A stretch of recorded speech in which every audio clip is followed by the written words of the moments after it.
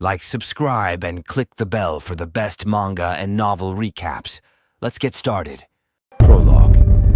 It was a dismal, rainy day. Raindrops pattered loudly against the ground as they descended from the sky. I stared vacantly at the crowded entrance, annoyed by the relentless sound of the rain.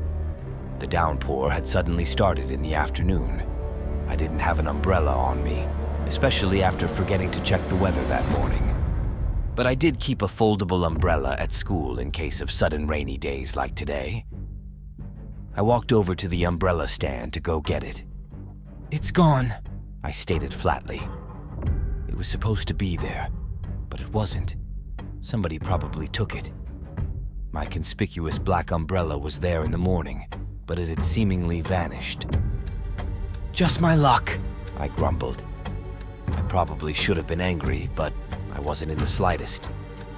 I simply stood there, slowly looking up at the raindrops that continued to fall from the roof of the school's entryway. I don't know whether it was the dampness in the air or the feeling that night was approaching, but for some reason that rainy day made me want to re-examine my life. "School again tomorrow. Sure wish we had the day off," I mumbled under my breath. I was a regular student at school.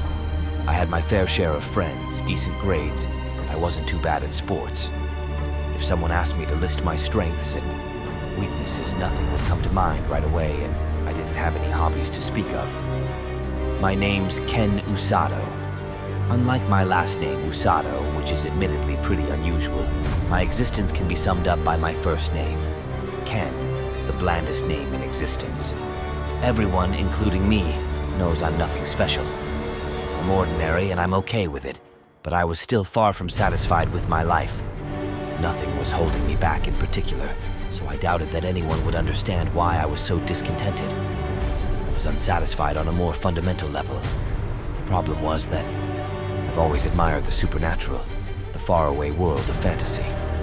I wanted drastic changes that would shake up my everyday life. It didn't matter how it happened. I just wanted to break away from the status quo and do something that was different from the norm, to bid farewell to the ordinary Usado, who could only respond with a wry smile when people said that I was unremarkable, but still such a nice guy. Sigh. But opportunities like that don't come around every day. I couldn't escape my reality, and worlds of fiction and fantasy were far out of my reach. People don't change as easily as they do in manga or anime. They never change unless a dramatic event changes the course of their lives, and I was no different. I was doomed to take that ordinary life to my grave, whereas the perfect world in my head was anything but realistic. But no matter how much I whined about life, reality wasn't going to change. I was ordinary through and through, so I had completely given up hope. What am I thinking? I asked myself. Was I that far down the rabbit hole? How embarrassing. I leaned back against the wall of the school's entryway and sighed. Most of the students had already gone home. My breathing and the heavy rain were the only sounds I could hear. "Guess I'll stay here for a while. Don't want to get wet," I whispered. I stood alone at the school's entryway and kept watching the rain. There was no rush to go home, so I wasn't going to force myself to brave the harsh weather. "How is it still raining?" I asked, still talking to myself. Even after an hour of waiting, the rain showed no sign of stopping. It was just past 5:30 p.m., and students from various clubs had started packing up to go home. At this rate, it seemed that I had no choice but to head out in the dark and return home soaking wet. I contemplated borrowing one of the items that were left in the umbrella stand, but I ultimately decided against it. I didn't want the guilt and the trouble that would inevitably come with that decision. As fed up as I was too chicken to do it, and decided to wait a bit longer. "If it gets any darker, Huh?" I faltered. I was standing there alone when two students, a male and a female, appeared in the school's entryway. The most succinct way to describe them would be to call them a good-looking pair. The boy was Kazuki Ryusen, a classmate of mine. His name looked cool in katakana, but it was even cooler in kanji. He was tall and handsome and pretty close to perfect. A popular protagonist type whose looks could put any virtual boyfriend to shame. His good looks and personality mesmerized all the girls at school. Not only that, but he was also the vice president of the student council. He was an almost supernatural being whose backstory couldn't be any more perfect. Honestly, I've always wanted to see him randomly blow up in class. Oh shit, he's looking right at me. "Hey," the girl said. "What's wrong, Inukami-senpai?" Ryusen responded. Suzune Inukami was the one who'd noticed me. She was an upperclassman in her 3rd year and the current president of the student council, a beautiful girl whose black hair framed her dignified face. She was a star pupil and athlete whose wit and beauty would make any fictional character blush. All the boys admired her. She even remained popular among the uppity girls on the student council. Honestly, she was way out of my league. Not that it mattered, though, since I'd heard rumors that she and Ryusen were dating. In any case, she had seen me standing despondently by the shoe cubbies. Together, they approached me. "You don't have an umbrella?" she asked. Well, no, I don't," I responded. "I see. I guess you were waiting for the rain to let up, huh? Looks like school's about to close. Is it that late already?" I peered outside as I checked the time on my cell phone.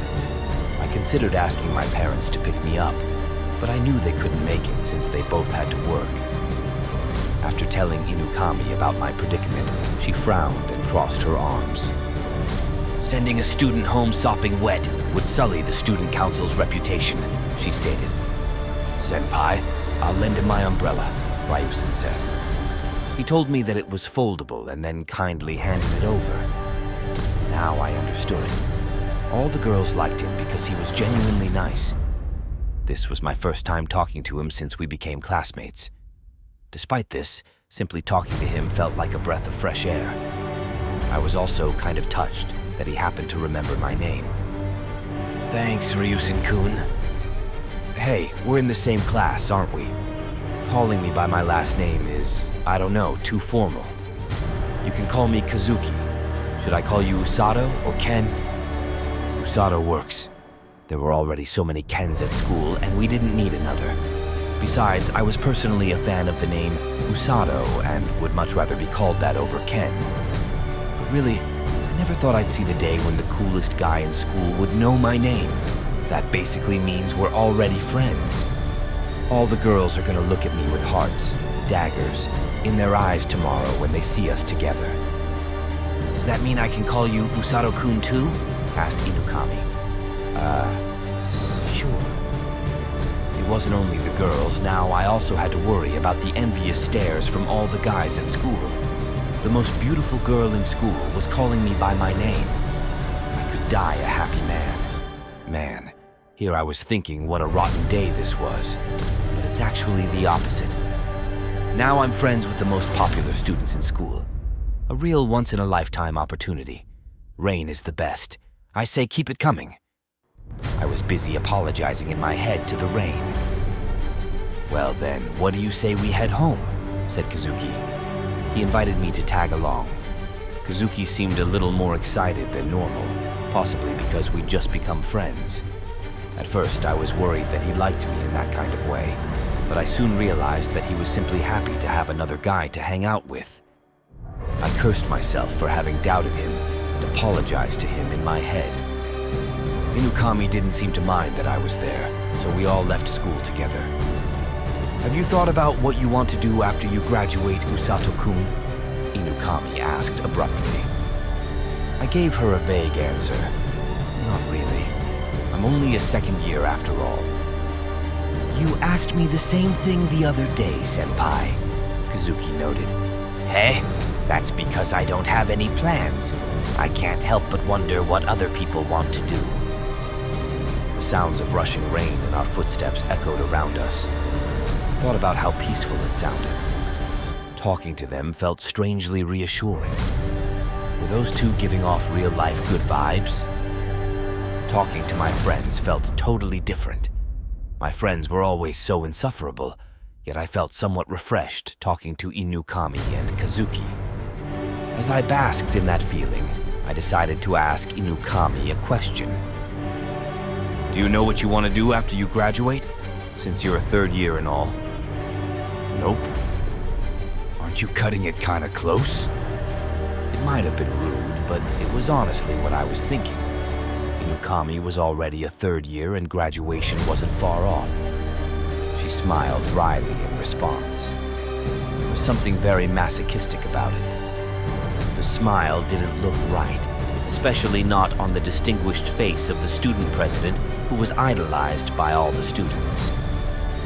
Yeah, but I don't know what I want to do with my life. Once I set a goal, I achieve it immediately. It makes me feel like I don't belong here or something. You're so talented, Senpai, I marveled. Seriously, said Kazuki. The impression I had of her was that she can play sports and study hard, that she could do anything. Yet here she was worried about something that I never worried about. The things we worried about may have been different. I was sure we were both worried about something nonetheless. Oh, I didn't mean for that to come off as arrogant or anything, she quickly interjected. Kazuki and I looked at each other and smiled, as if to say, don't worry, we know. Inukami's cheeks turned bright red. She turned away as if she was angry at something. By the way, is it true that you two are dating? I asked. What? No. Me with Senpai. No way, answered Kazuki. What he said. People often mistake us for a couple, but that's only because we work together for the student council. Wait, really? As someone who also thought they were dating, I was speechless. You're kidding, I said. Why would I joke about that? Senpai and I are just friends. He smiled wryly. I stared at him with a dumbfounded expression. The rumor was totally false. But the truth was that Kazuki was much friendlier than I'd ever thought. He would make the same uneasy, wry smile whenever he talked to a girl from our class. My friends and I used to glare and call him a stupid normie because we were jealous, but I didn't see him that way anymore. I told him that I used to think he was hard to approach. Looks who's talking, he said, flashing another wry smile. I only talked to a few friends at school, so maybe I really was hard to approach. Still, knowing that people thought that didn't make me feel good. We kept walking, talking about whatever was on our minds, when suddenly Kazuki and Inukami froze in place. I stopped a step later and turned around to see what was happening. They were both cupping their ears with their hands, as if they were trying to hear something more clearly. Hey, what's wrong? I asked. Usato, did you hear that just now? There was a ringing sound, Kazuki asked me. I didn't hear it, I said. I heard it too. Was that the sound of a bell? Asked Inukami. There were no buildings around us that had any bells. I was the only one who couldn't hear it. I felt a little left out. Are you okay? I started to take a step toward them. I was curious as to what might have happened. But the moment I took a step toward them, geometrical shapes suddenly floated up to our feet. No, to the concrete below us.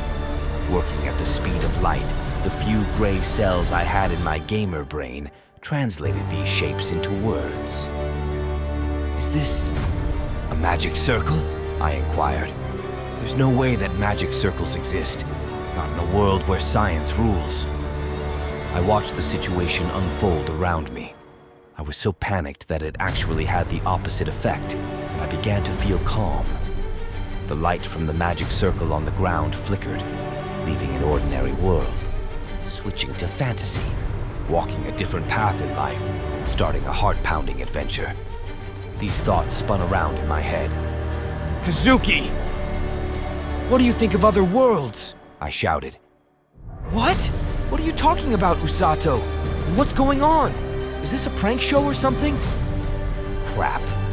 It was too early for him to understand what I'd meant. I felt optimistic at first, but seeing Kazuki panic made me realize the gravity of the situation.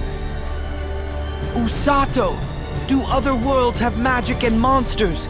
and heroes!" Inukami shouted with a calm smile on her face. "Inukami is surprisingly nerdy like me. She must read light novels. I heard they're dirty." Feeling calmed by her words, I responded, "I feel like you and I are going to be really good friends, Inukami." While all this was happening, the magic circle shone so bright it was blinding. I closed my eyes at the overwhelming light and started feeling nauseous and dizzy. Then I lost consciousness.